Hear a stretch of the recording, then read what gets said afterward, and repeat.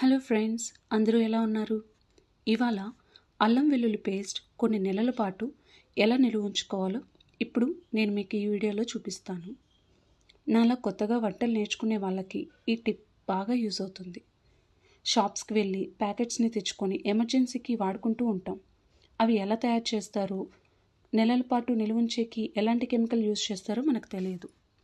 అదే మన దగ్గర ఒక 5 మినిట్స్ టైం ఉంటే చాలు, ఒక ఫ్రెష్ అల్లం వెల్లుల్లి పేస్ట్ మనమే స్వయంగా తయారు చేసుకోవచ్చు. అది ఎలా అంటే, 1 కేజీ అల్లం తీసుకొని బాగా శుభ్రపరచుకొని ఇలా నేను చూపించే విధంగా కట్ చేసి పెట్టుకోవాలి. 1 కేజీ అల్లంకి 1.25 వెల్లుల్లి తీసుకోవాలి, పొట్టు తీయకుండా. ఇప్పుడు ఈ రెండింటిని మిక్సీ జార్లోకి వేసుకోవాలి.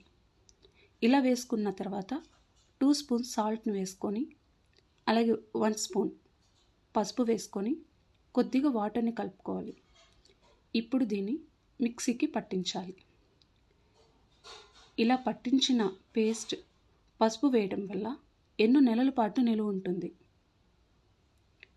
ఒకసారి ఇలా చెక్ చేసుకొని, మేమైతే కచ్చాపచ్చాగా వేసుకుంటాం, మీకు కావాలంటే కూడా స్మూత్గా గ్రైండ్ చేసుకోవచ్చు. ఇలా గ్రైండ్ చేసుకున్న పేస్ట్ని ఒక కంటైనర్ జార్ తీసుకొని అందులోకి షిఫ్ట్ చేసుకోవాలి.